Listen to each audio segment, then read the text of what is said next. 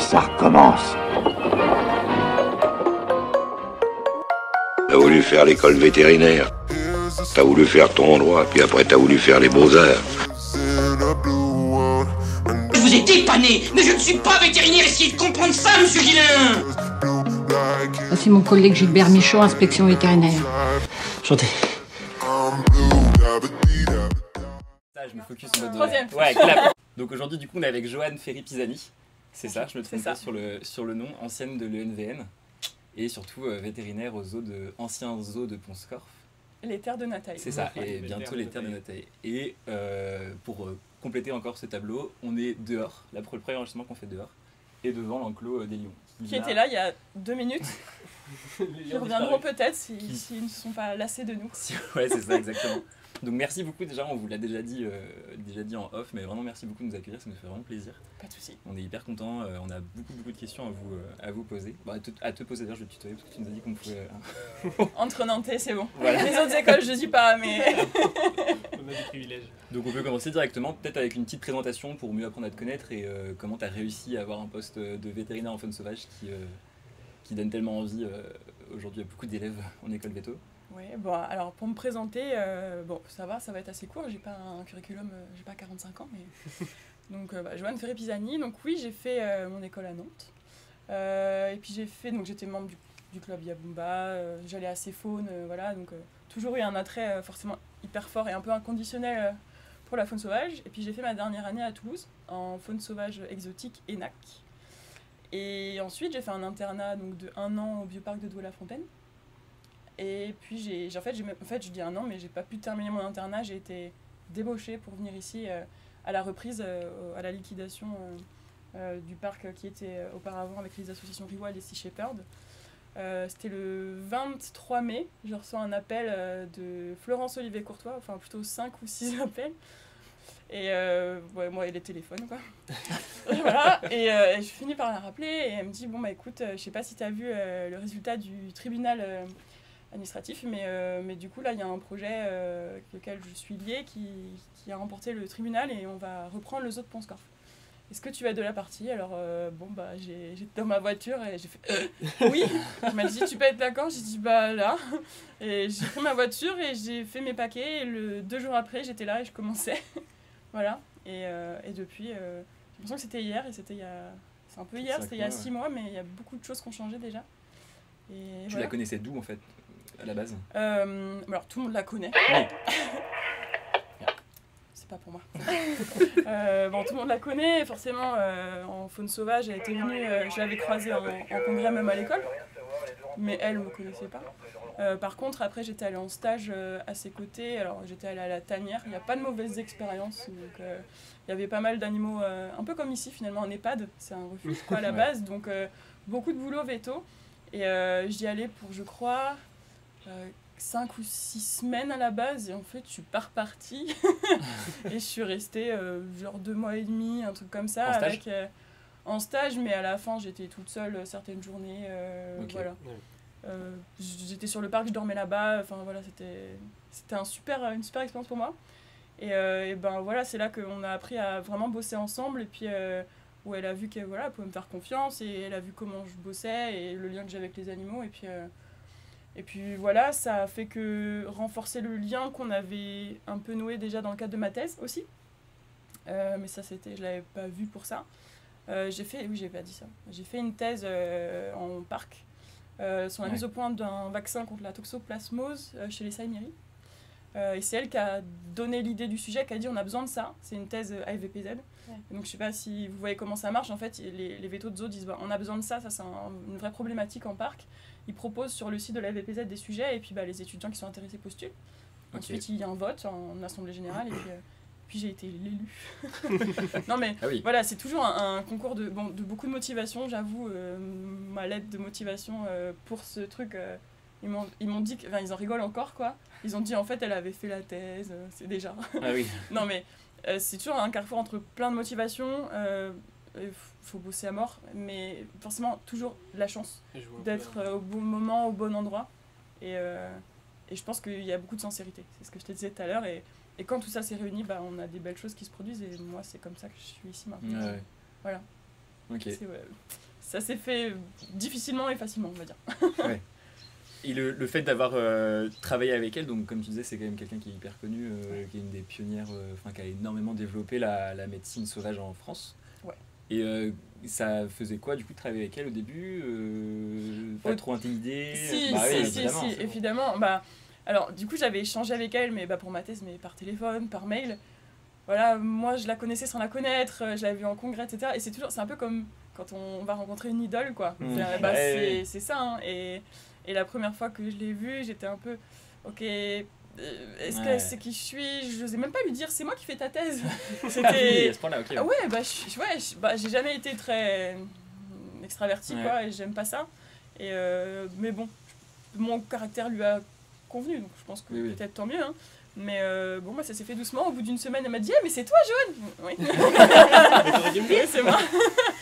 Mais ouais, hyper intimidée au début. Et puis en fait, c'est ma maman de Zo, quoi. Je l'appelle, c'est vraiment quelqu'un qui donne tellement, qui adore transmettre. Et encore aujourd'hui, hein, elle est toujours au bout du fil. Je peux l'appeler à n'importe quelle heure, du jour, de la nuit. J'ai une question, j'ai juste un doute.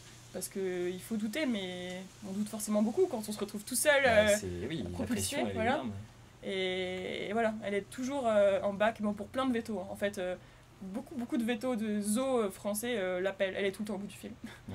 Et j'ai beaucoup de chance. C'est sûr que je suis toute seule sans être toute seule. J'ai toujours un appui théorique, moral. Voilà, c'est une grande chance. Donc oui, hyper intimidant et puis en même temps d'une douceur et d'une pédagogie extrême. Et voilà, elle m'a donné ma chance. Donc sans elle, je ne serais pas là. Et c'est fou. C'est fou. C'est... ma maman de zoo et mon ange faune sauvage, on va dire. Parce que l'origine, c'était elle qui avait été appelée, c'est ça, par le repreneur, le directeur du zoo?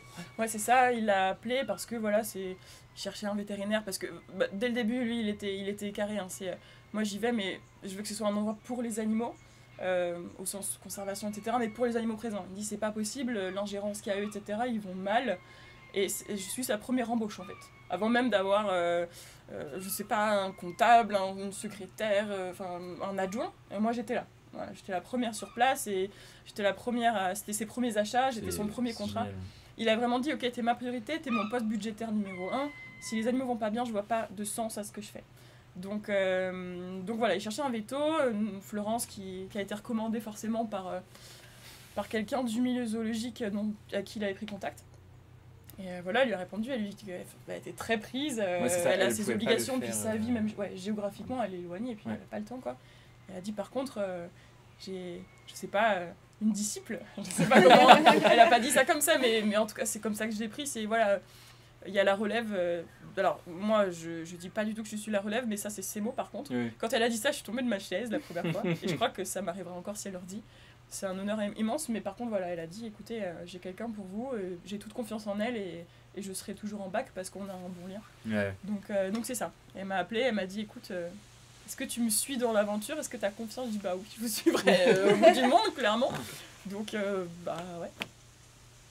Donc on va dire qu'elle m'a poussée dans le grand bain, mais elle m'a mis des brassards avant. Ouais, mais c'est génial. Ouais. C'est ça. Et du coup, on avait vu d'ailleurs que tu avais fait donc ta thèse à Toulouse. Ouais, je l'ai soutenue à Toulouse. Et c'est quoi pendant la 5e année, du coup, c'est quoi les raisons, pourquoi pas rester à Nantes? C'est plus facile, parce que c'est plus calé peut-être. Alors Nantes c'est la meilleure école, mais Toulouse c'est quand même vraiment bien. Pour le pôle NAC et faune sauvage, il est quand même beaucoup plus développé.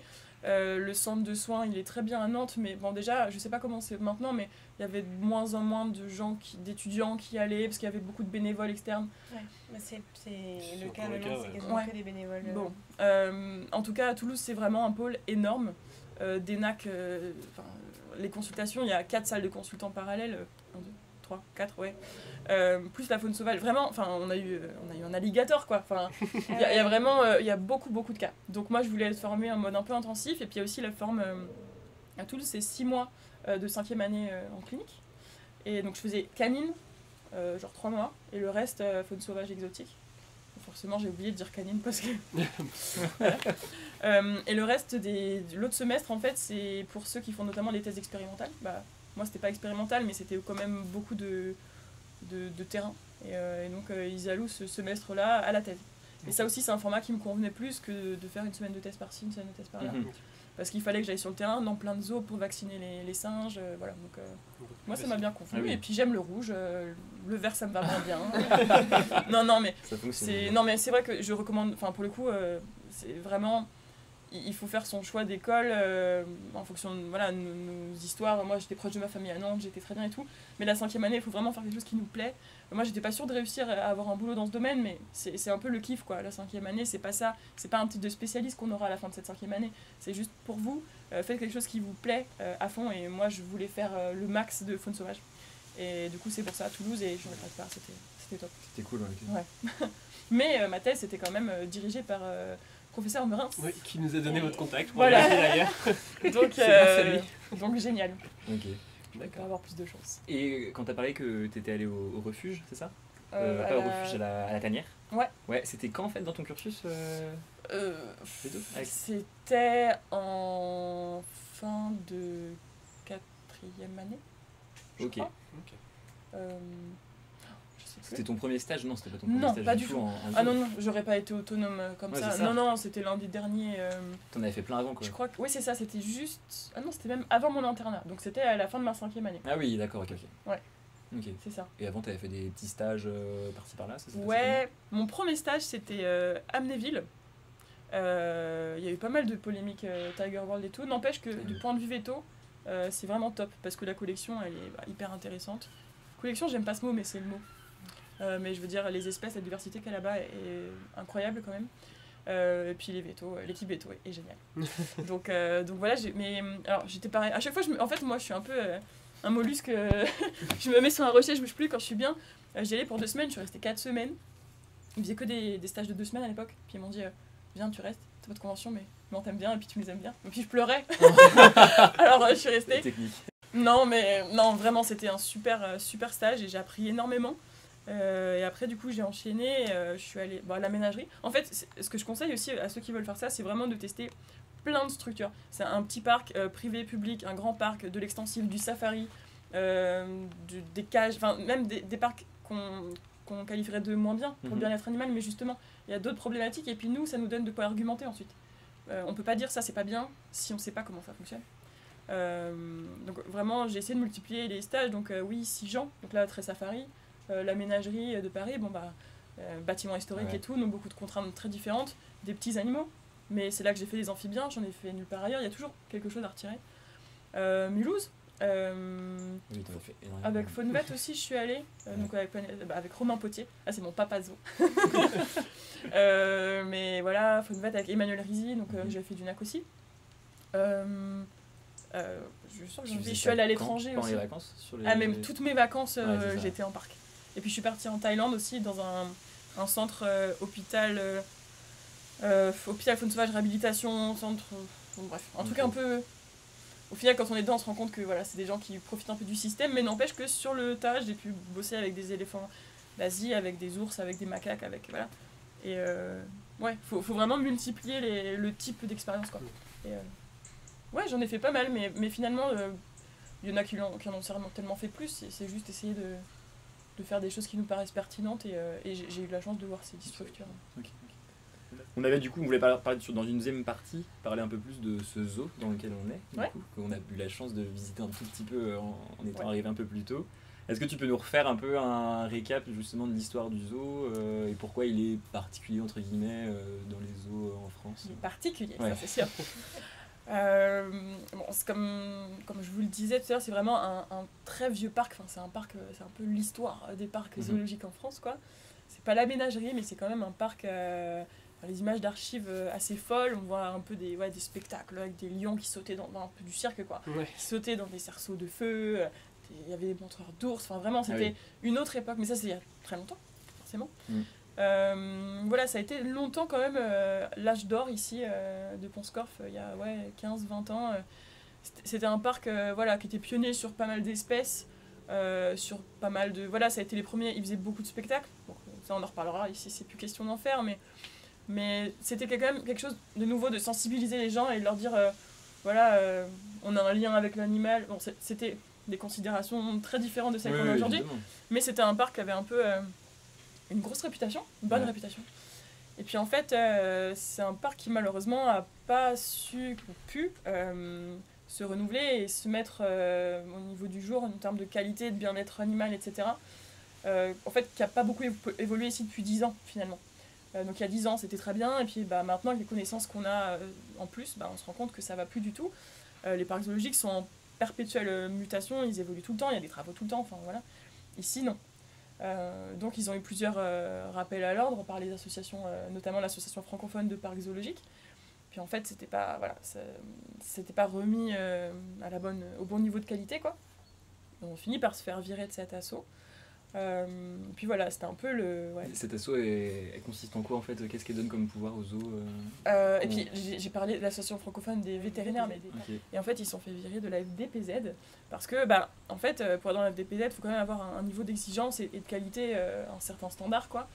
Et puis c'est facile parce que c'est un partage de connaissances, beaucoup de connaissances en fait. Et puis aussi ensuite quand il y a des transferts à faire, c'est plus facile parce que tout le monde se connaît, tout le monde échange, on connaît les installations des collègues, c'est plus facile. C'est un monde qui est tout petit, ouais. Mais du coup pour faire les choses bien il faut pas le faire dans notre coin. Et là c'est un peu le problème de ce parc qui s'est replié sur lui-même pendant de nombreuses années. On peut pas fonctionner sans les autres, au niveau français, au niveau européen et même encore à plus grande échelle. Et donc voilà, c'est un parc qui s'est vraiment renfermé sur lui-même. Et voilà. Tu sais pourquoi? Il y a une raison? Il y a différentes directions qui se sont succédées et avec des choix. Je connais pas les motivations, ouais. Je connais pas. En tout cas, c'est pas apparemment les bons choix qui ont été faits. Ouais. Et je sais pas, il y avait forcément beaucoup de problèmes financiers, les enjeux financiers. Enfin, je veux dire, dès qu'on veut faire des travaux, c'est des coûts faramineux parce que en termes de sécurité avec de tels animaux, faut tout de suite faire un gros chèque. Peut-être que il y a des choix financiers qui ont été faits, qui auraient peut-être pas dû être faits. Je sais pas. Je pense qu'ils ont fait avec les conditions qui étaient les leurs, économiques, politiques. Il y a de la politique partout. Ouais. Donc, je pense qu'ils ont fait de leur mieux, mais malheureusement, ça n'a pas suffi, et puis ça a fait un long déclin, jusqu'à une liquidation judiciaire. Ouais. Et donc là, c'est donc l'association Rewild qui avait repris le parc. Ils avaient fait une cagnotte Litchi pour pouvoir racheter le parc, ce qu'ils ont fait, et puis voilà. Donc il y a une autre liquidation judiciaire. Et donc là, c'est cette année. Et c'est ainsi que plusieurs projets ont été présentés devant un tribunal pour montrer un peu, donc il y avait des Hollandais, je crois, qui voulaient aussi faire un projet, un zoo. Il y en a d'autres qui... Il y avait aussi une équipe une partie des soigneurs ici qui voulaient faire une asso et reprendre le parc. Voilà, plein de projets qui ont été présentés. Vous pensez quoi des nouveaux formats? On en a entendu parler pas mal, de plus en plus d'ailleurs, donc avec soit des automates ou alors juste des vidéos, etc. d'animaux, donc des zoos sans vraiment d'animaux dedans. Pour vous, c'est pas vraiment l'éducation. Pour vous, du coup, je redis pour toi. Je suis nortaise, on a dit. C'est pas vraiment de l'éducation. Est-ce que ça suffit pas? Vous en pensez quoi? T'en penses quoi? Je pense que on va y arriver. J'aurais du mal. Trop d'intimidation. Les parcs, vraiment, le futur, c'est des parcs mixtes, je pense. Et ici, d'ailleurs, on va en avoir. On va faire appel à ce genre de technologie.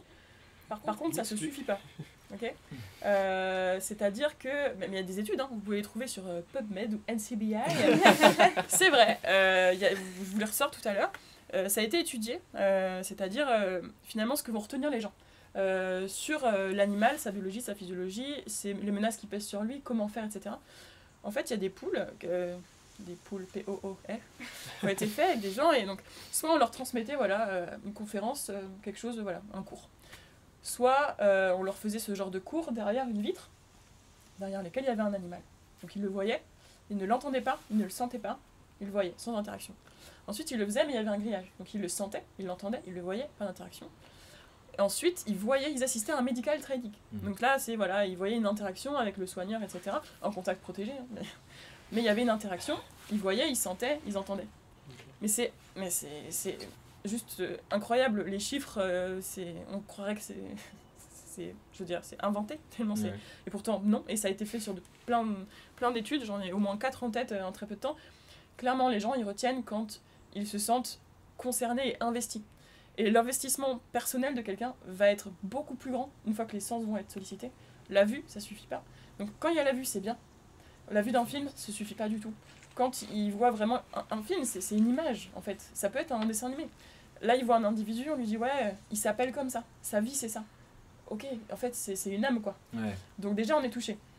Après, on l'entend, on le sent, on dit, ouais, en fait, je suis vraiment là.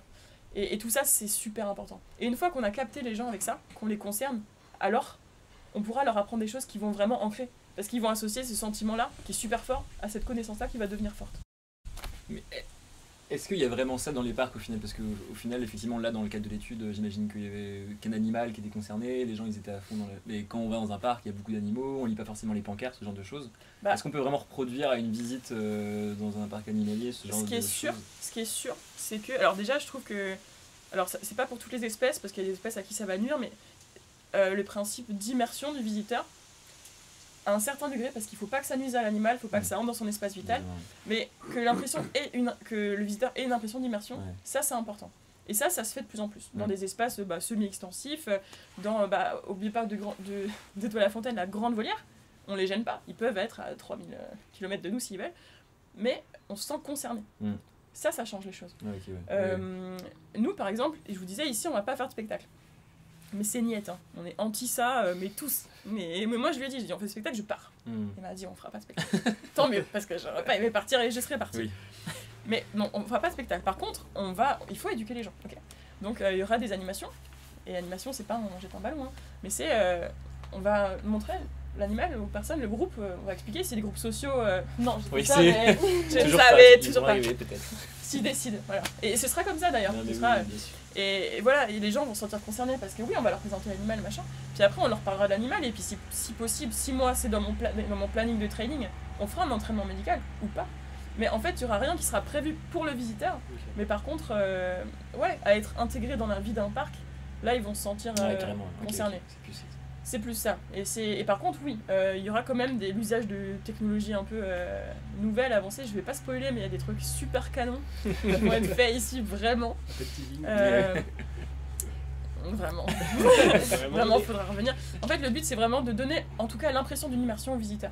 Okay. Je pense que c'est ce qui avait peut-être un peu marché aussi parce que je sais que il y avait sur France 4, il y avait une saison aux zoo qui avait super bien marché. Ouais. Mais c'est ça, c'est que les gens ils se sentent concernés justement parce qu'on voyait les insides et que les gens se sentaient concernés par les trainings, etc.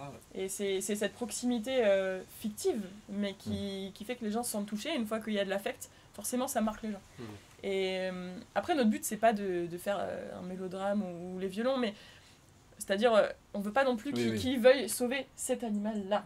Mais en tout cas, en ayant un affect avec tel individu qu'on va leur présenter, on dit ok, donc lui c'est telle espèce, et maintenant il faut aider ses co-lions, ses co-tigres, ses co-lycaons, et je pense que sans cette interaction-là, malheureusement ça marche pas, de dire il n'y aura pas de visiteurs, ils feront des dons. Non, l'humain est con, et les gens, enfin l'humain non, enfin il est pas, s'il est con, mais... Je suis totalement d'accord, ne vous inquiétez pas. Non, mais ce que je veux dire c'est que ça marche pas. Il faut que les gens ils se sentent investis.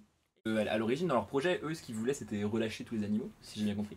Qu'est-ce que vous en pensez? Pas forcément dans ce cas-là, non, d'une manière générale. Relâcher des animaux de base sont en captivité. Oui, voilà, c'est ça. Ouais, et merci de me poser la question. Il y a beaucoup à dire. 80, alors le chiffre moyen, c'est 80% des animaux relâchés dans la nature meurent. Donc les gens qui vont vous dire « Pauvre loulou, on va le sauver, il est malheureux, on va le mettre dans la nature », sachez que pour lui, c'est pas un cadeau. Lui, il va certainement mourir. Donc pour la réintroduction c'est une méthode de conservation qui est importante et que nous on compte mettre en œuvre, mais c'est pas les animaux qui sont là qui vont être réintroduits. Okay, c'est un processus qui prend des années et qui nécessite, c'est juste pas possible. Ces animaux-là, les réintroduire, non. Ou alors autant les buter ici, hein. Clairement, ils vont moins souffrir. C'est pas ça. Ils ont plus d'instinct. Ils ont zéro instinct. En plus, alors, et puis même, sans parler de ça, alors déjà, il faudrait que les écosystèmes soient restaurés, parce que s'ils sont plus in situ, c'est qu'il y a une raison. Donc s'il y a le problème de fond, bah ok, on les relâche, on est content avec notre conscience, mais ils crèvent en fait. Ils n'ont pas à bouffer, ils n'ont plus d'abri. Si l'écosystème est restauré, il faut que les populations locales soient ok avec ça, qu'elles puissent cohabiter. Si on met un éléphant à côté d'un village et qu'ils se font bouffer les cultures, bah ça va pas marcher. Donc en fait, il faut qu'il y a un bac hyper important. Il y a un travail en amont qui est énorme, parce que pour rétablir un écosystème, au moins le restaurer un peu, faire un espace qui soit viable, que les populations soient ok, qui est quelque chose de pareil, de viable encore. En fait, c'est ça le mot, c'est pour eux au quotidien, est-ce qu'ils peuvent continuer leur culture, est-ce qu'ils peuvent vivre avec l'écotourisme, ou est-ce que c'est incompatible avec leur mode de vie. Il y a aussi un aspect culturel. On ne peut pas imposer à des gens de vivre d'une façon ou d'une autre, de dire là on va raser votre village, on va faire un sanctuaire. On est qui pour faire ça? Donc en fait, il faut respecter juste tous les êtres vivants Et voilà. Et donc, dans ces conditions-là, si l'écosystème est restauré, si les populations sont OK, que les politiques sont OK, alors on peut parler de réintro. Et pour ça, par contre, c'est pareil, ça se prépare pendant de nombreux mois, années, avec des animaux qui vont pas du tout être élevés de la même façon. C'est-à-dire que nous, un animal qui est présenté au public, si on le maintient dans un état pseudo-sauvage, sauvage ça veut juste dire qu'il n'y a pas en captivité, mais vous voyez ce que je veux dire, ça va être une vie affreuse pour lui. Il va être stressé H24. C'est un animal qui va être malheureux à en crever. Et nous, on fait du medical training, tout ça, parce que pour son bien, il est en captivité. Ça sert à rien de vouloir faire semblant d'avoir un lion féroce, en fait. Lui, il faut qu'il soit OK dans ses baskets. Et donc, ces animaux-là, une fois qu'il y a une interaction avec l'homme, en contact protégé et tout, on ne peut pas les mettre dans la nature. Donc, soit un animal est en captivité, soit il est voué à être réintroduit, mais ce ne sera pas les mêmes animaux. Et dans ce cas-là, quand on pense de réintroduction, déjà, il faut sélectionner les animaux au niveau génétique, qui sont intéressants pour la population. Il faut que ce soit viable aussi. On ne réintroduit jamais un individu, on en met un petit groupe. Il faut que ce soit viable au niveau génétique. Il faut que ça apporte quelque chose à la population sur place, parce que si en fait on se rend compte que les gènes ils sont pas cool pour les autres, bref, ça n'a aucun sens. Tout ça, ça se fait vraiment à l'échelle plus européenne et mondiale qu'à l'échelle d'un parc. C'est fou. Avec les EEP notamment, qui disent tel animal, on va le reproduire avec tel autre, et ça fait une diversité génétique qui nous permet d'avoir une population captive viable pour le jour, justement. C'est l'intérêt des zoos. Hein. L'intérêt des zoos, c'est ça, c'est éduquer et permettre d'avoir une population captive mondiale viable pour le jour où il faudra réintroduire. Mais du coup, vous en faites quoi de ces animaux alors qu'ils ont parce que si vous dites qu'on ne peut pas les montrer au public? Justement, ils vont être en off, dans des enclos, dans des volières en off, et voilà, ils vont faire leur vie. Alors, et ça, c'est possible oui, et puis c'est fait, déjà, dans certains parcs. D'accord, si. Et ensuite on les remet dans la nature en général, il y a les reproducteurs, en fait, ça se fait sur plusieurs générations. C'est pas d'un coup, eux, on va les mettre sans vision de l'homme, sans machin, c'est pas ça, mais... Donc, c'est des reproducteurs, et puis au bout d'une génération, 2 générations, ok, on voit si tout se passe bien, au bout d'un moment, on va les mettre dans des espaces de plus en plus grands, on va commencer à leur mettre des proies vivantes, et voilà, et c'est tout un process. Ensuite, on les mettra in situ, dans des sanctuaires, dans des grands enclos, mais pour qu'ils se fassent aussi à la météo, pour qu'ils se fassent à plein de choses. Ouais. Et puis c'est hyper progressif. Ensuite, c'est un relâché au taquet, on va dire. C'est ça. Oui. C'est ça en fait. C'est sur plusieurs générations et c'est à l'échelle. C'est pas à l'échelle d'un individu né en captivité, élevé et qu'on remet dans la nature. Ça, c'est pas possible. Ouais, okay. Vous avez, quand vous dites que ça existe déjà, il y a des exemples plein. Alors là, au Bioparc par exemple. Okay. Au Bioparc, il y a des vautours, il y a des volières de reproduction de vautours, de certaines espèces de lémuriens aussi, qui sont en total off, quoi. Des grands enclos, des grandes volières, et ça sert à ça, à réintroduire ensuite. Mais en fait, il y a pas mal d'espèces où c'est le cas. Hein. En fait, je pense que les parcs zoologiques sont des super mauvais communicants. C'est ce que j'allais dire. J'étais pas forcément au courant de... On apprend à le faire, mais c'est ça le vrai problème. En fait, les gens qui sont anti-zoo, en général, c'est qu'ils aiment les animaux. Mais en fait, ils se rendent pas compte, on est du même bord. Hein. C'est juste qu'en général, ils sont anti-zoo parce qu'ils connaissent pas. Et nous, ça nous fait toujours mal. Moi, j'ai déjà chialé devant des propos sur les réseaux sociaux en me disant mais écoutez-nous, regardez-nous, je vous promets, en fait, on n'est pas ces gens que vous décrivez. On va fait dans la pas même ça, direction, c'est ça. on a le même but. Ouais. Et en fait, c'est juste la méconnaissance, je pense, qui fait que les gens sont anti-zoo. Et ouais, mauvais communicants, mais je veux dire, il y a plein d'espèces, notamment des espèces de primates, qui ont été sauvées dans le milieu naturel, parce que la population était plus viable, plus assez grande, etc., mais grâce à des parcs zoologiques. Et même en France, je veux dire, on n'a pas à rougir, il y a des super parcs aux États-Unis et tout, ça c'est clair, mais même en France. Okay. Donc ça se fait, c'est important de le faire, mais ça se fait sur le long terme et avec plein de partenaires à l'échelle mondiale. C'est parfait parce que ça nous permet de rebondir du coup parce que donc en fait là du coup il y a une nouvelle direction donc, pour le zoo. Tu nous en as parlé un peu tout à l'heure en disant justement que tu étais la première personne à recruter et que tu étais un peu t'étais un point central de zoo. La nouvelle direction du coup qu'est-ce qu'elle veut, enfin pour le zoo, qu'est-ce qu'elle prône et les changements qu'elle veut faire par rapport justement à ces histoires de réintroduction de bien-être animal qui vont beaucoup changer. Comment elle s'y est intéressée? Donc je connais pas du coup le nom du directeur, je suis désolé. C'est Bastien Musset. Donc Bastien Musset. Donc comment du coup, je suppose que vous avez déjà eu plein de réunions sur comment améliorer le zoo, etc. Notamment les travaux qu'il y a actuellement. Ouais, c'est clair. Donc, comment vous comptez améliorer le bien-être animal dans le zoo et notamment les réintroductions peut-être même carrément, tu nous disais tout à l'heure quand on faisait un petit bout de... Si, en fait, ici, la première valeur, c'est bien-être, mais vraiment, bien-être.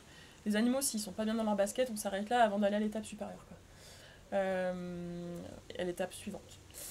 Et bien-être, protection. Alors en fait, notre laïus, on se répète beaucoup, mais c'est vraiment, nous, c'est protection des espèces et des individus, les deux. Ok. Serengeti et Limpopo, qui sont toujours pas revenus. Vraiment, Ils veulent pas revenir. Ils étaient là depuis mais toute la voilà, préparation. nos 2 lions ici, leur espèce, il faut la conserver, ok. Donc on va agir avec des associations in situ, on va agir avec une fondation. D'ailleurs, il y a une fondation qui est créée ici pour ça, avec des associations locales, avec des mesures environnementales prises sur place, avec la sensibilisation du public, de l'éducation et tout. Bref, eux, c'est pas intéressant, mais pour d'autres espèces de la réintro future, on va agir vraiment pour les espèces en ce sens-là. Et pour les individus aussi, c'est-à-dire que par contre, on se refuse à ce qu'un individu ici soit pas au max de son épanouissement tel qu'il est envisageable en captivité, quoi.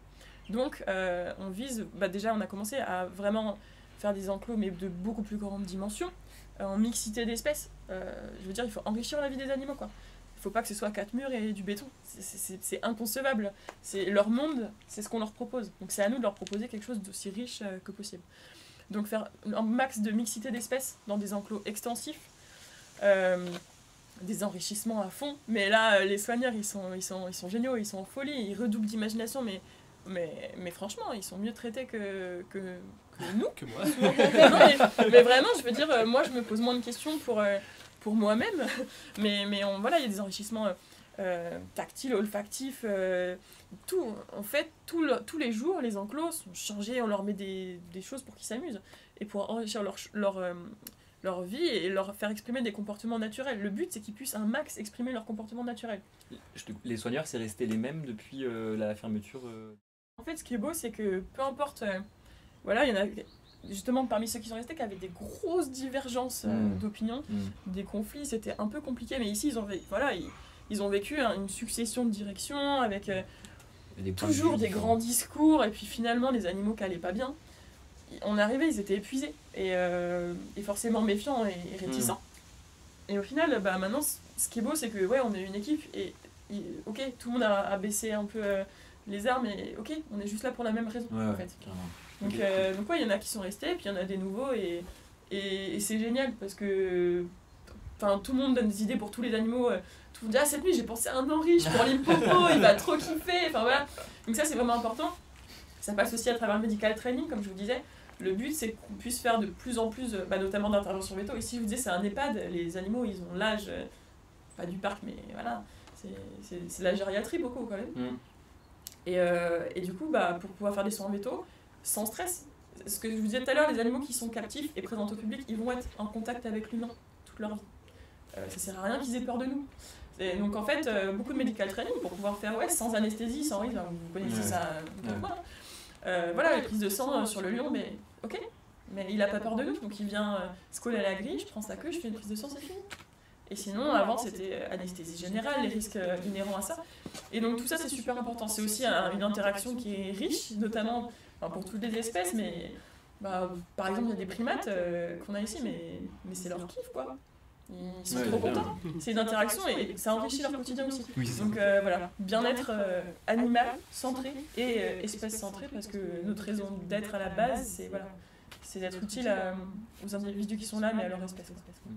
Et tu nous disais pareil quand on faisait le tour qu'il va y avoir un renouvellement pas mal quand même d'animaux, de la collection, du coup je sais pas comment on peut dire. Ouais, la collection. C'est vrai que c'est le terme consacré, mais ça nous met un peu mal à l'aise. Je trouve ça simple que ça nous mette mal à l'aise.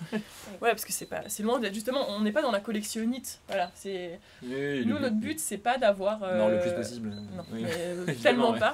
Tellement pas. Ouais, c'est ça, c'est pas les Pokémon à collectionner, c'est pas... C'est vrai que c'est le mot, C'est pas ça. Mais il y aura un renouvellement dans le sens où nous, on veut vraiment se centrer sur des espèces un max menacées. Vous savez, l'IUCN, il y a plusieurs stades de menaces. Okay, il y a vulnérable, il y a list concern, clairement. Dans beaucoup de parcs, on voit des list concern. Ils n'ont pas d'intérêt. Leur intérêt, c'est d'émerveiller les gens et donc de leur montrer tel animal, il vit dans tel écosystème. Mais regardez, on est en train de le dégommer, cet écosystème. Donc il y a toujours un intérêt, au moins indirect. N'empêche qu'il y a quand même de plus en plus d'espèces qui sont vraiment, parfois moins sexy à l'œil, mais en danger, au moins vulnérables, en danger critique. Même certaines espèces qui sont éteintes en milieu sauvage, là ça devient vraiment grave. Nous, à partir du vulnérable, on les prendra ici. D'accord. En dessous, on laisse ça à d'autres parcs qui le font très bien. mais nous, on veut vraiment s'axer conservation le plus direct possible. Ok. Donc, voilà, ici, on a des licaons.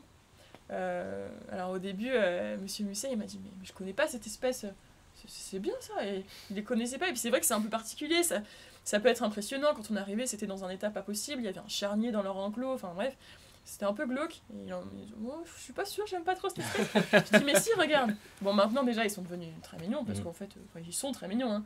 C'est juste que le contexte a changé et est beaucoup moins glauque. Mais ouais, j'ai montré les menaces qui pèsent sur eux et tout. Il m'a dit, ok.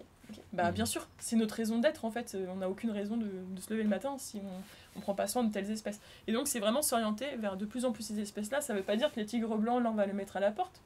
Ils sont là, donc protection des individus. Okay. On fait un max pour eux quand même. Okay. Et ils sont nés tigres blancs, bah c'est con. Ils louchent, c'est con. Mais voilà, clairement, on va pas faire ni réintro ni repro. Là, par contre, zéro intérêt de conservation, mais par contre, on va prendre soin d'eux. Enfin, c'est normal. Ok. Voilà. Ok, c'est l'idée, quoi. Ouais, on fait la meilleure vie possible à ceux qui sont là, mais par contre, dans le renouvellement, bah, on arrête la repro des espèces pas d'intérêt conservation, on va dire, où on les fait partir. Dans d'autres parcs qui ont des groupes où ils seront mieux, en fait. Et nous, par contre, on fait bénéficier à des espèces qui ont vraiment plus besoin de nos espaces. Et d'ailleurs, en ce sens, nos choix d'espèces, c'était en fonction de la vulnérabilité, mais j'ai contacté les EEP directement. Les tags, en gros, c'est des groupes qui s'occupent, par exemple, le tag des félidés, ils s'occupent de tous les félidés. Je dis, voilà, on a un espace, on peut accueillir du petit félin, du grand félin, vous nous dites, vous voulez quoi?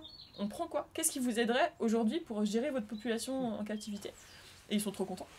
Et ils nous disent, bah, nous, on voudrait vous passer du chêne marguerite parce qu'en fait, il n'y en a pas trop en captivité et il faut de la place. Ok, du coup, moi, je vais faire mes petites fiches en clos. Dans les guidelines, je trouve les conditions optimales. On fait des plans.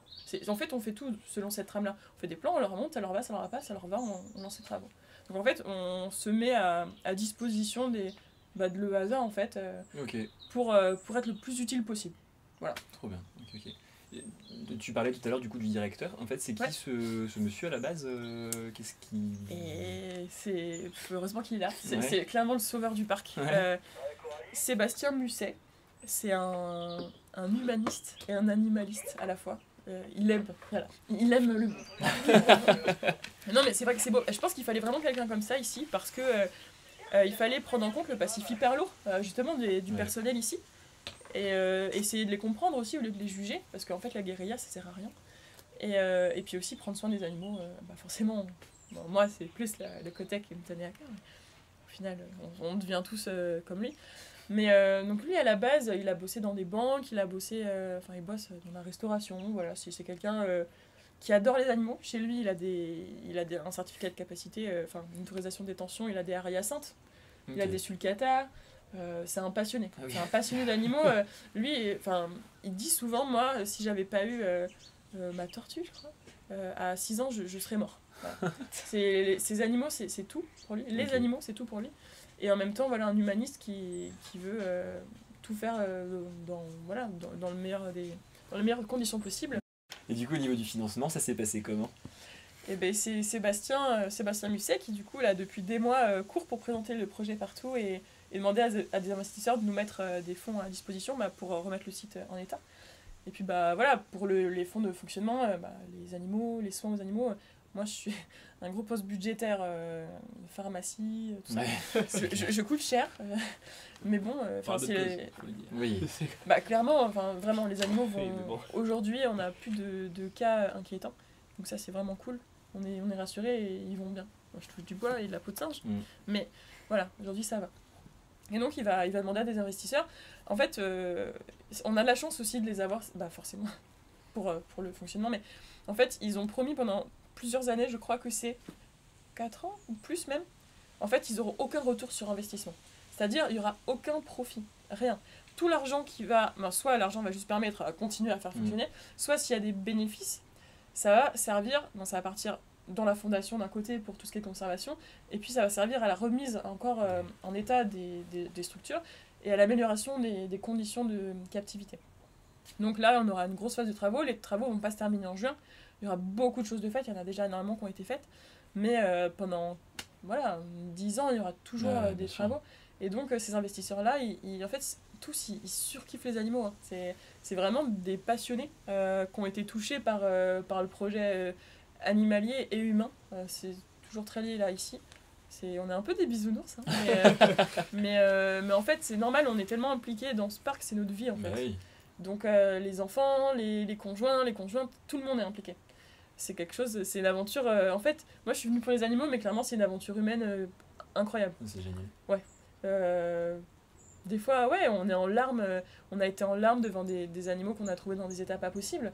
Et puis on a été en larmes devant la résilience de certains. Par exemple, l'éléphante qui était là, mais au quotidien, devant son amélioration, je veux dire, elle a perdu 10 ans, elle se remettait à nous faire des vannes, quoi. Genre, on faisait du medical training, elle nous arrosait, elle partait, elle revenait, enfin, c'était génial.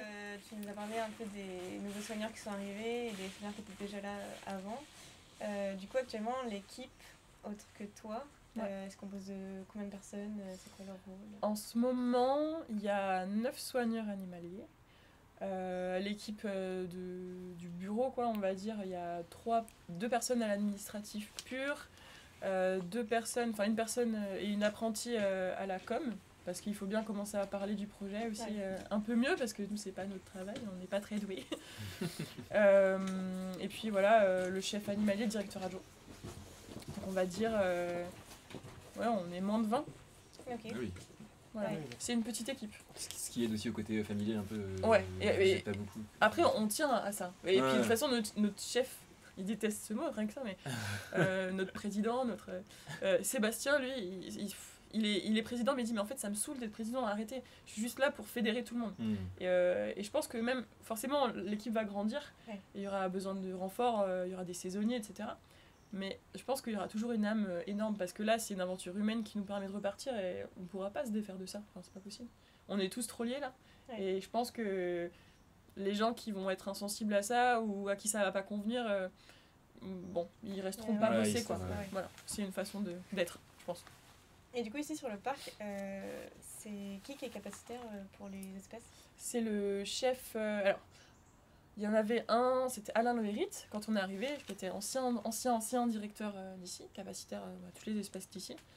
Et puis là, il est en train de passer le relais à Pierre-Yves Paty, donc, qui est le directeur adjoint et chef des soigneurs, chef animalier, qui est en train de la passer là. Ouais. Et moi, d'ici un an, je passe aussi ma capacité. Ok. Voilà. Ouais, ok. C'est trop bien. Trop cool. C'est un gros boulot aussi de. Ouais.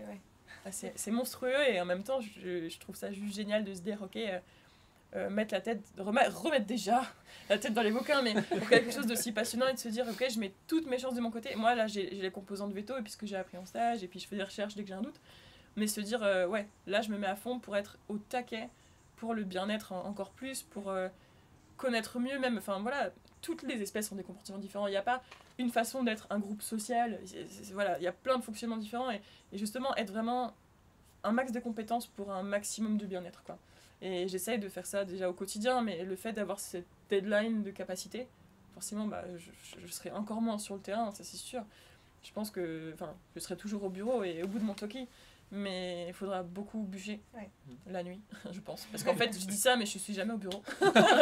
Mais la nuit, je travaillerai beaucoup. Ah oui, donc ça aide beaucoup de boulot. Et ouais, du coup, tu bosses beaucoup ici, enfin, c'est un gros boulot. Et ce serait quoi c'est quoi ta journée type, si tu as une journée un peu type tu savais que j'allais dire que j'ai pas de journée type normal. Fallait poser la question quand même. Déjà, je crois qu'un veto, c'est rare les journées types dans tous les domaines, mais je crois qu'en parc, il n'y a pas plus grande diversité d'espèces, d'individus et de journées. Ouais. Clairement, on est tributaire de tout, même de la météo, c'est-à-dire que tu prévois une intervention, finalement tu la fais pas, enfin bref. Donc je pourrais pas donner un ordre d'idée, c'est pareil. Il y a des journées où ça va être calme. Alors, j'attends toujours. Mais là, par exemple, c'est une des premières journées où j'ai réussi à avoir un créneau. Honnêtement, je suis étonnée. Peut-être qu'il marche plus. Si, je crois qu'il est chargé. Bon. C'est soit le chef animalier, soit moi. En général, c'est un peu nous deux qui menons le briefing où on fait le point sur tous les animaux. C'est-à-dire que on veut que tout le monde, tous les soigneurs soient au courant de ce qui se passe sur le parc. Donc voilà, on dit, pour ceux qui ne sont pas au courant, donc il était en repos la veille, hier il s'est passé ça, machin est en soins, voilà, on rappelle tout. On planifie la journée, si jamais il y a des interventions, même des travaux, c'est-à-dire aujourd'hui il y a des travaux à côté de l'enclos, où il y a les nialas, ça va être stressant, on les sort pas tout de suite, attention il y a du vent à telle heure, vous sortez plus tôt, voilà, on se met tous, on s'accorde tous. Ensuite, on essaie de faire ça le plus rapidement possible. Hop, on part tous au plus tôt pour sortir les animaux. Donc ça nécessite de faire un tour de sécurité d'enclos, de renettoyer l'enclos, etc. Donc en fait, on le fait le plus vite possible, mais c'est quand même, ça prend la matinée aux soigneurs. Hein. Mais le but, c'est que on se règle vachement sur la lumière du jour. Donc en fait, nos horaires de boulot dépendent aussi du moment de l'année. Mais en fait, dès qu'il fait soleil et qu'il fait assez chaud, bam, ils sont dehors, quoi. C'est le but. Donc nous, on commence aux aurores, mais voilà, le but, c'est ça.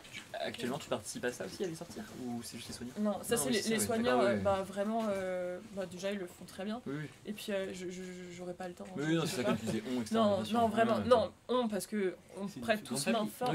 Non, vraiment. Non, mais ce que je veux dire, c'est que en fait, moi, je m'adapte aussi à ça. C'est-à-dire, quand j'ai une intervention veto, ok, comme d'hab, on sort les animaux, et après, je m'adapte à vous. Okay. Donc, c'est dans ce sens-là aussi. Donc voilà, il y a forcément tout ce qui est nettoyage, les tours de sécurité d'enclos et tout, on sort les animaux. Et puis après, donc le matin, c'est réservé aux soins planifiés, aux anesthésies, etc., le plus tôt possible, parce que voilà, pour avoir un max de monitoring, on ne sait jamais ce qui peut se passer. Et puis parfois, ça nécessite aussi de mettre un peu la main à la pâte pour pas mal de gens. Quand on a des manips un peu dangereuses, il faut qu'il y ait des gens même pour porter les caisses. Voilà, quand il y a un lion dans une caisse, déjà la caisse je la porte pas toute seule. Le lion non plus, alors les deux encore. Oui, voilà. Donc tout ce qui est intervention planifiée, anesthésie tout le matin. Ouais. Et puis ensuite on prévoit rien et puis ça nous arrive. Ouais. Ensuite il y a les soins du quotidien, il y a si jamais j'ai un moment sans soins, forcément moi je vais regarder tous les animaux, etc. Mais les soigneurs le font aussi de base très bien. Ils les observent, moi je rajoute mon regard. Et puis après, il y a forcément énormément d'administratifs. Énormément. Surtout, vu le contexte. Ouais. Il y avait plus... Donc, en fait, en parc, pour faciliter les transferts d'animaux, il y a l'agrément sanitaire, ce qu'on appelait l'agrément balai avant. Il ne l'avait plus.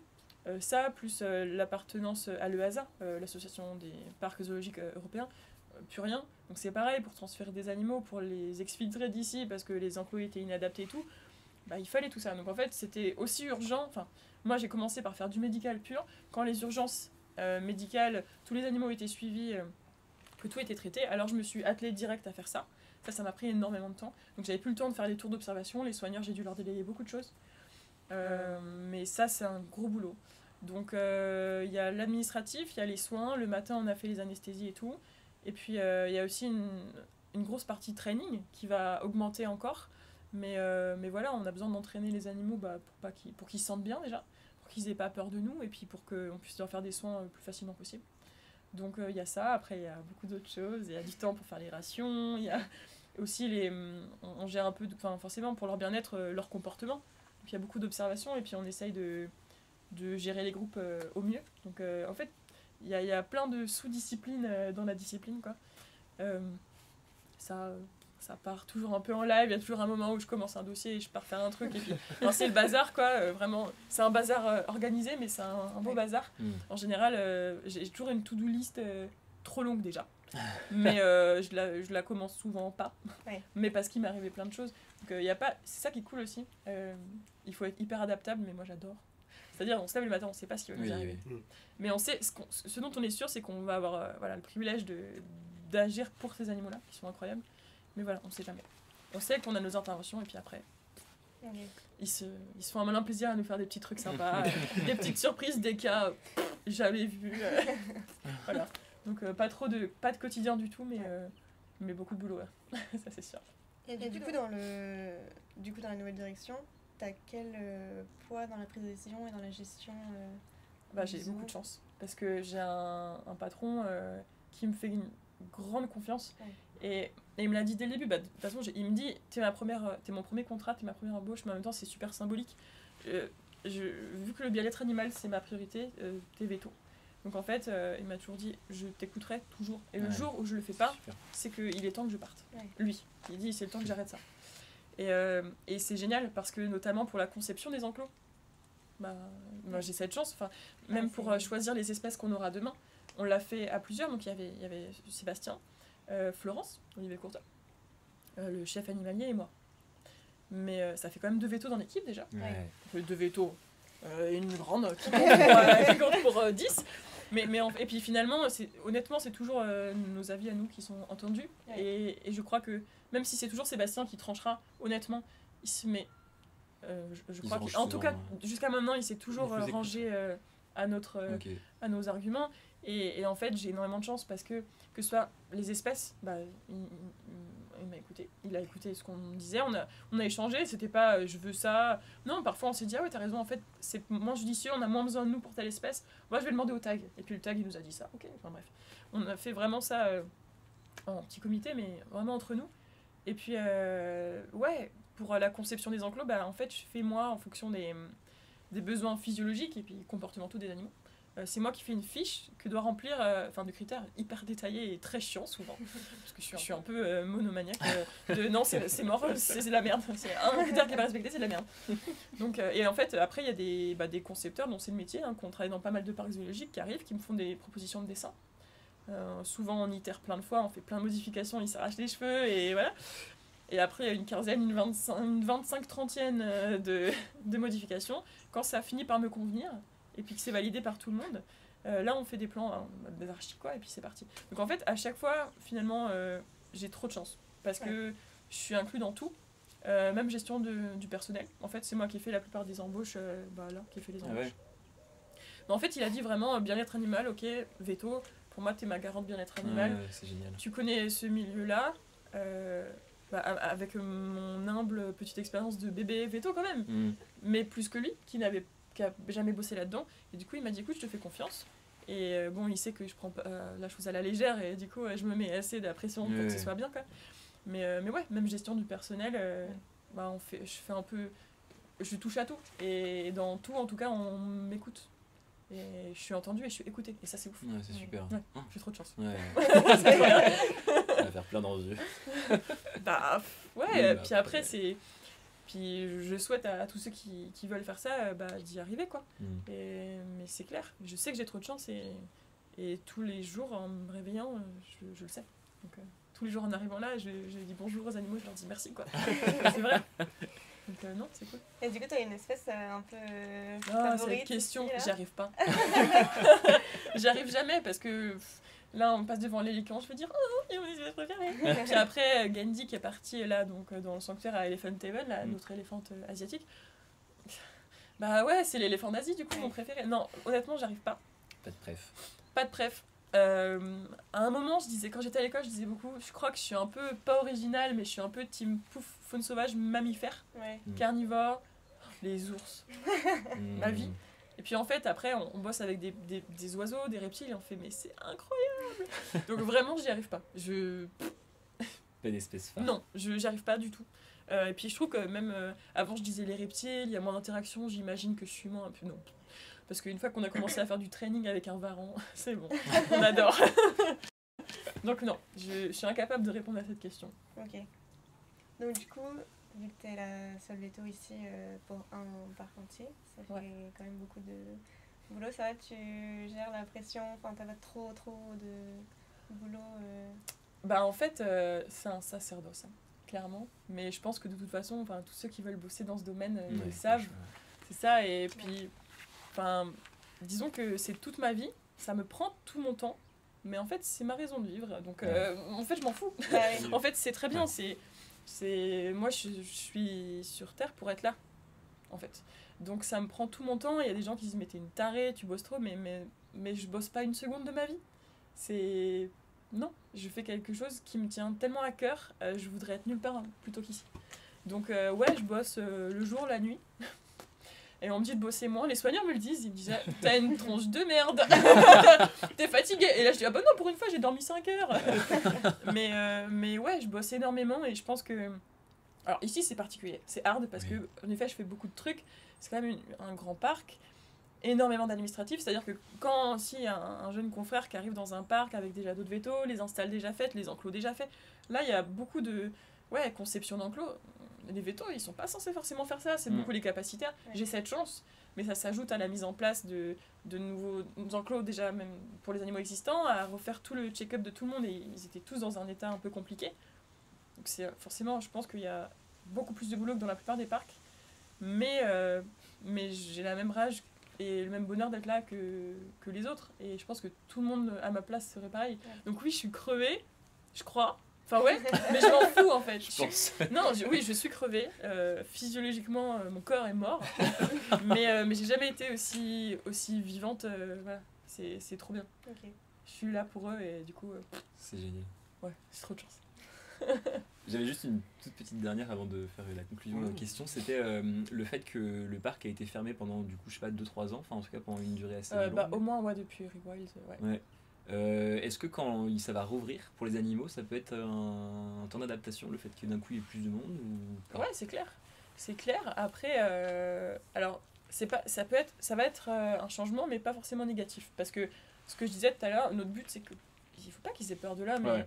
Et le but, c'est aussi pas qu'on envahisse leur espace vital. C'est-à-dire, on va pas... j'ai pas forcément d'exemple, mais... Bon, c'est pas comme par exemple dans un safari où certaines personnes des fois sortent de la route et veulent aller faire chier le tigre qui est dans un coin. Ok, ça c'est super invasif. Nous, ce sera toujours un parc comme ça, on va l'agrandir avec des grandes plaines, des grandes choses. Mais ok, on aura une vision sur un petit espace Ouais. de l'enclos finalement, mais ok, l'animal il veut pas nous voir, il nous voit pas. Basta. Donc déjà, il y a cette chose-là qui fait que en fait, les animaux, s'ils veulent être cachés, ils le sont. On leur permet. Mais en fait, c'est même pas forcément négatif parce que déjà, on l'a vu quand on est revenu, quand on a remis en place le medical training, je vous disais sur les phoques, mais ils étaient fous, Ils étaient contents. mais fous de joie. C'est-à-dire que mais dès qu'ils nous voient passer, ils nous proposent des trucs de training. Et pourtant, je vous dis, c'est pas pour la bouffe. Hein. Ils sont plafis, ils en veulent même pas. On leur donne un poisson pour les récompenser, ils jouent avec, ils le lancent. Et pourtant, c'est leur poisson, bref.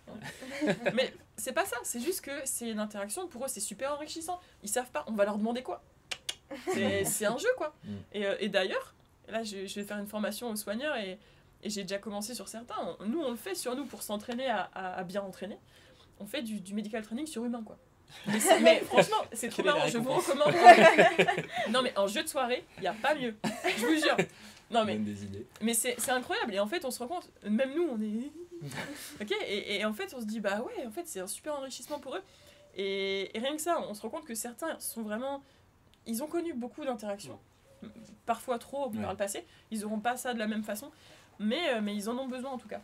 En fait, les animaux en captivité, ils ont beau être espèces sauvages, ils ont besoin de stabilité et de référence, et de constance. Ils ont besoin de référents humains, leurs soigneurs, avec un S, hein, mais... Il faut que, ouais, c'est un pilier. Ils sont cool. C'est réconfortant un soigneur en fait. Ouais. Parce qu'on sait que quand il est là, il se passe jamais rien de méchant. Au contraire, on a à bouffer. Bon, il se passe rien. Au pire, il nous regarde. Et puis des fois, on est en training, c'est marrant. En fait. Mais est-ce que du public, est-ce que c'est la même chose? C'est pas pareil, mais après, il y aura jamais cette même proximité. Il n'y aura pas cette proximité-là. Et puis, honnêtement, il y a même des espèces qui demandent de l'interaction. Donc je pense que... Tu crains pas, c'est pas une crainte que tu as quand ça va ouvrir? Non, forcément ça va faire... Peut-être certains individus qui sont plus timides ou quoi, bah ils sortiront pas. Au début, quoi. Mais puis ça, c'est leur droit, on s'en fout. Après, ce qui est important, c'est que c'est pas comme si on était passé de 0 personne à une affluence type Beauval. Là déjà, le fait que l'équipe s'agrandisse, on a des travaux. Ça commence, ça veut dire qu'il y a des machines, il y a tout ça. Bon, bah, ils seraient habitués à la vie autour d'eux. Du bruit et tout. Okay, et c'est petit à petit. Et puis voilà, là vous avez bien vu tout à l'heure, bon, on ne verra jamais sur la vidéo, mais je veux dire, ils sont venus vers vous quoi. Genre, il se passe quoi? Ils n'avaient pas l'air stressés. Non, c'est vrai. Ouais. Et en fait, non, après, par contre, ouais, on aura un rôle d'éducation, pas que pour la conservation et tout, même dans le rapport à l'animal quoi. C'est-à-dire que, ouais, le respect. Même dans les allées du parc, faudra pas que les gens fassent n'importe quoi, et puis clairement, on leur laissera pas faire. Donc c'est clair, éduquer les gens à même dans leur rapport et dans leur appréhension, voilà, comment ils appréhendent un animal, comment ils se présentent, comment, ouais, le respect. Donc, c'est-à-dire, non, partout, hein, vous verrez jamais dans un parc zoologique, ouais, tapez sur la vitre. Non, partout, ils vous disent, ne le faites pas. Mais même plus loin que ça, enfin, je veux dire... dans des animations qu'on fera, on apprendra ça aussi aux gens. Dire voilà, comment on peut interagir avec un animal différemment. Et leur dire, vous voyez, ça les stresse. Ce qu'ils aiment bien, c'est ça. Ils préfèrent quand vous mettez de côté et que vous les regardez pas trop. Ok, c'est pas grave. Et les gens, ils vont être contents de faire bien. C'est juste les gens, ils font pas bien parce qu'ils savent pas. Donc, non, je pense que le fait de le faire très progressivement avec l'équipe qui grandit, un peu de travaux, et puis ensuite une ouverture au public, après, ce sera pas... Sébastien, il veut même mettre une jauge max, quoi. Il veut pas qu'il y ait trop de monde. Parce que, ouais, il faut pas que ça devienne une nuisance sonore, machin. Ouais. Ça, c'est hors de question. Par contre, le fait d'avoir des gens, bah, déjà, ça va permettre de faire fonctionner la fondation pour vraiment être utile. Parce que je sais pas, je te conseille d'aller en faune sauvage à l'étranger, en réserve, en sanctuaire. C'est super frustrant. On se dit, c'est là-bas. Et moi, je disais, ouais, j'irai en Afrique faire veto. Mais en fait, tu vas pas sauver l'espèce là-bas. En étant ici, tu peux sauver plus une espèce, avec d'autres parcs. Et en fait, j'ai été hyper frustrée de dire, bah, ils ont pas de moyens, ils ont pas de visiteurs. Hein. Ah bah, ils ont pas de médocs. Ah bah, ils euthanasient, quoi. Et l'espèce, ils gèrent pas l'espèce, ils gèrent un individu et puis ils l'aident même pas. Il y a pas d'analgésie, bah non, il y a pas d'argent. Donc en fait, je suis revenue ce truc-là, ouais, j'irai en Afrique, c'est le truc sexy. Mais en fait, tu dis pour aider les animaux en Afrique, il faut être là. Et du coup, on a besoin de visiteurs pour les fonds, pour les éduquer et pour tout le schmilblick. En fait, après, c'est un cercle hyper vertueux, mais il faut des gens. Il en faut pas trop. Il en faut d'une bonne façon, mais il faut des gens. Okay. Et on le fera de telle sorte à ce que les animaux, ouais, ils aient toujours un moyen de partir s'ils veulent pas être là de toute façon. Là, ils sont barrés tout à l'heure, ils étaient pas obligés, ils ont eu une marre du nous, voilà. Ils se sont dit, oh, ils ont pas de bouffe. Voilà, ils sont rentrés, et ben voilà, c'est la vie. Ok. Et moi, je trouve ça assez beau même de se mettre devant un enclos et de dire, bah c'est vide, mais bah, ouais, il y a des gens, ils vous diront, oh, c'est vide. Ouais, c'est vide, mais c'est pas grave, je vais vous parler des animaux qui sont là, et puis on va apprendre des trucs ensemble. Voilà. Ouais. Bah, c'est parfait. Pour conclure cet épisode, on ne pouvait pas faire mieux, je pense. Ouais. Tant parce qu'on arrive à la fin. Donc, bah, déjà, je voulais te remercier déjà encore une fois de nous avoir reçus, nous avoir fait la petite visite en off. Pas de souci. Merci à vous. On manque de paroles pour expliquer ce qu'on fait. Donc, non, bah, merci. Vraiment, quand c'est un plaisir. Oui, tu peux pas savoir, on était tellement Elle a vraiment répondu. Ouais, c'est ça. Bon, j'avoue que mon chef, il a fait pareil, il a fait oh. Parce qu'en général, moi, journaliste égale stress pour animal égale caméra qui fait peur à l'animal, je les aime pas. Du coup, en général, non, un stagiaire, non, j'ai pas le temps. mais là, bon, non, c'était important pour moi de... Ouais, je sais pas, on est la même sang. Non, mais je viens d'où vous êtes, et voilà, je pense que c'est important de parler de tout ça. Et je tenais aussi à remercier du coup Laure, que vous verrez pas ni à la vidéo ni au son, parce qu'elle est timide, et qui se les gèle depuis tout à l'heure debout pour filmer, pour faire cette première filmée, parce que c'est la première. Donc bah déjà, merci beaucoup. Merci. Elle ne répondra pas. Pas un mot. Incognito. Et puis bah du coup, toujours merci à Moukad d'être venu aussi pour poser les questions. Ouais, et à Guillaume, grand plaisir. Et on est good. Et puis on est good pour tout le monde. Voilà, à la prochaine. À la prochaine merci. tout le monde. Salut.